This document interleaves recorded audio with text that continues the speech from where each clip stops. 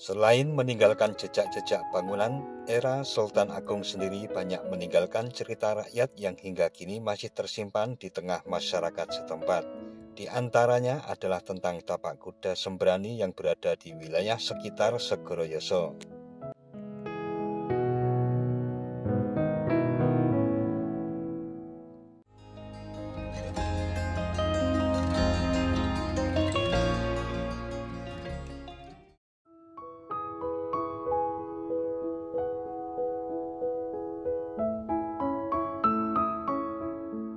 Assalamualaikum warahmatullahi wabarakatuh. Mitra DMTV. Di dalam buku Api Segoroyoso yang dikeluarkan oleh Proyek Pemeliharaan Tempat-tempat Bersejarah dan Perjuangan Bangsa Dinas Sosial Provinsi Daerah Istimewa Yogyakarta disebutkan bahwa menurut penyelidikan para ahli, pusat kerajaan Mataram di bawah pemerintahan Sultan Agung itu terletak di daerah Kelurahan Pleret, Kecamatan Pleret yang sekarang. Sedang wilayah Kelurahan Segoroyoso termasuk daerah Cepuri Keraton Mataram itu. Segoroyasan atau laut buatan yang merupakan bagian dari Keraton Mataram itu, demikian pula bekas-bekas pasangan batu bata bangunan banyak kita temukan di daerah Segoroyoso.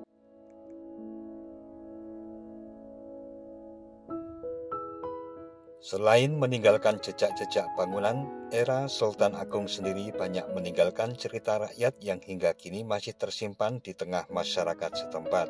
Di antaranya adalah tentang tapak kuda Sembrani yang berada di wilayah sekitar Segoroyoso.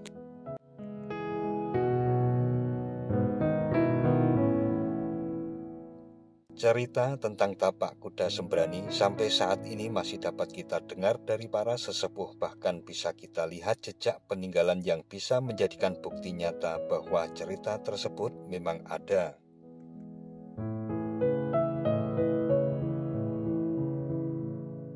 Menurut cerita, Sultan Agung membuat lautan yang dahulunya di tempat itu memang terdapat telaga atau danau besar, yang artinya didapat dengan membendung Sungai Opak dan Sungai Wonoyoso atau dahulu Sungai Pesing.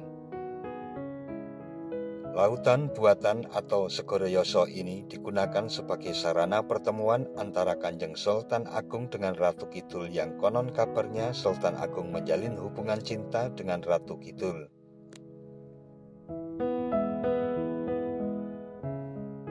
Suatu ketika Sultan Agung sedang berada di sekitar Segoroyoso, yakni di Bukit Permoni yang berada di sisi barat daya Segoroyoso.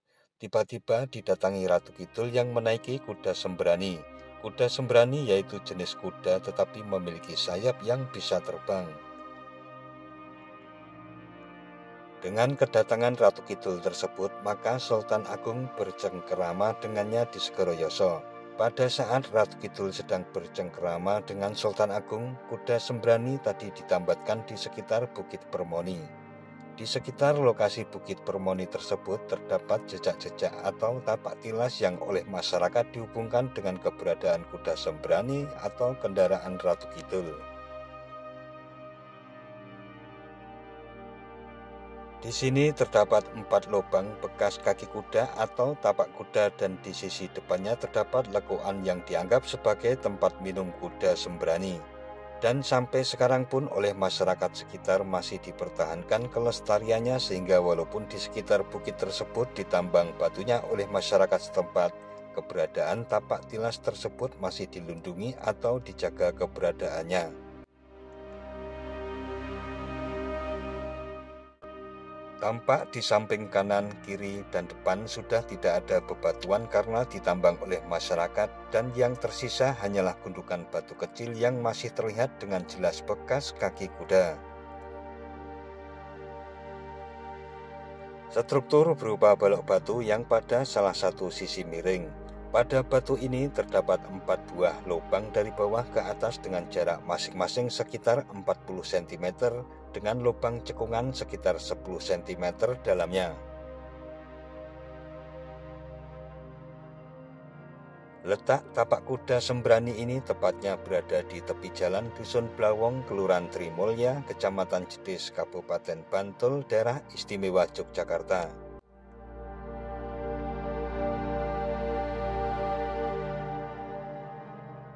Sementara versi lain beredar pula cerita yang pada suatu saat Sultan Agung mendapat petunjuk gaib untuk mempekerjakan seorang abdi bernama Ki Bodo agar kerajaan Mataram sejahtera.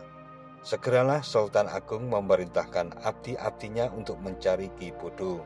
Singkat cerita, Ki Bodo ditemukan dan menghadaplah ia ke Sultan Agung. Oleh sebab Ki Bodo memang orang bodoh, maka mulanya ia menolak ketika Sultan Agung meminta dirinya menjadi abdi. Namun setelah dibujuk-bujuk, akhirnya Ki Bodo bersedia.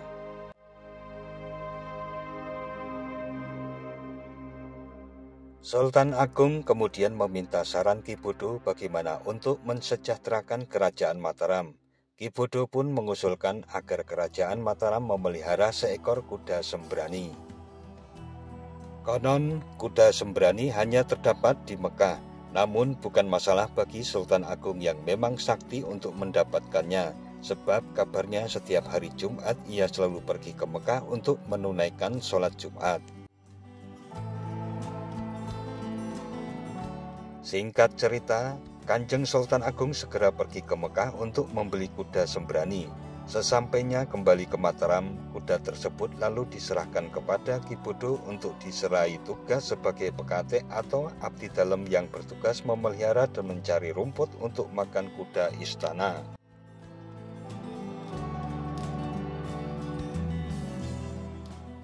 Ternyata Ki Bodo juga memiliki kemampuan yang luar biasa. Sebab rupanya sang kuda sembrani itu lebih senang makan rumput dari tanah Arab daripada rumput yang ada di kerajaan Mataram. Oleh karena itu, untuk memberi makan kuda sembrani peliharaan Sultan, ia pergi setiap hari ke Mekah untuk mencari rumput. Kelakuan Ki Bodo yang setiap hari pergi ke Mekah ini secara tidak sengaja beberapa kali terlihat oleh Kanjeng Sultan. Hal ini terjadi ketika Kanjeng Sultan tengah menunaikan sholat Jumat di Mekah. Sebelum masuk ke masjid, ia selalu melihat sebuah keranjang dan caping atau tudung kepala sejenis topi yang terbuat dari bambu khas kerajaan Mataram yang teronggok di pagar samping masjid. Karena penasaran, pada suatu hari seusai bersembahyang Jumat, Kanjeng Sultan langsung mendekati caping dan keranjang itu lalu mencoretinya dengan injet atau sejenis kapur sirih. Selesai memberi tanda pada keranjang dan caping itu dengan injet, Kanjeng Sultan Agung segera pulang ke Mataram. Sesampai di Keraton Mataram, ternyata Ki Bodo sudah asik memberi makan kuda sembrani. Baginda lalu mendekati sambil mengamati keranjang dan caping Ki Bodo. Ternyata keranjang dan caping itu ada tanda injetnya. Jelaslah keranjang dan caping itu adalah keranjang dan caping yang tadi dicoretnya di depan Masjid Mekah. Dengan peristiwa itu, tahulah Baginda bahwa Ki Bodo adalah seseorang sakti yang memiliki kemampuan luar biasa.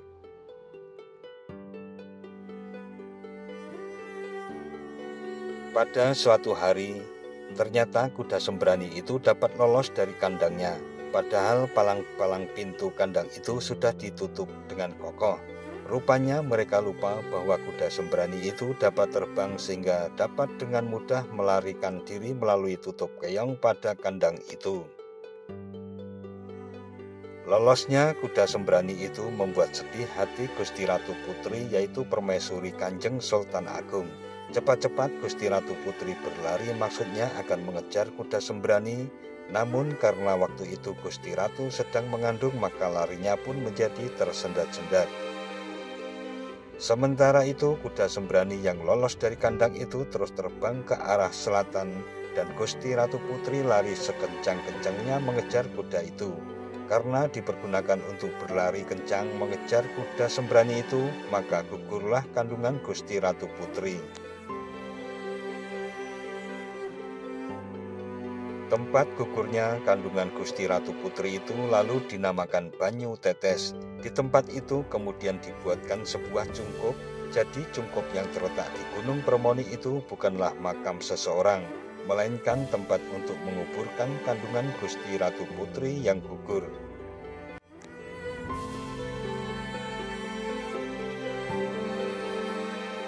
Gusti Ratu Putri lantas sedih bukan kepalang. Di tengah kesedihannya itu muncullah seorang wanita cantik yang memperkenalkan dirinya sebagai Ratu Permoni. Ia menjanjikan bisa mengangkat kembali kuda sembrani asalkan Gusti Ratu Putri memenuhi permintaannya.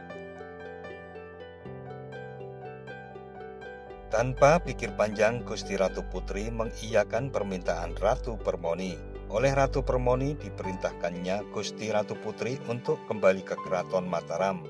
Pada waktu Gusti Ratu Putri kembali ke keraton, kuda sembrani kelangenan Baginda dan Gusti Ratu Putri itu ternyata telah terikat di kandangnya. Sebenarnya Ratu Permoni tak lain adalah Ratu Pantai Selatan dan permintaannya adalah menjadi istri dari Sultan Agung. Sejak itu, maka Ratu Permoni atau Kanjeng Ratu Kidul menjadi istri Kanjeng Sultan Agung.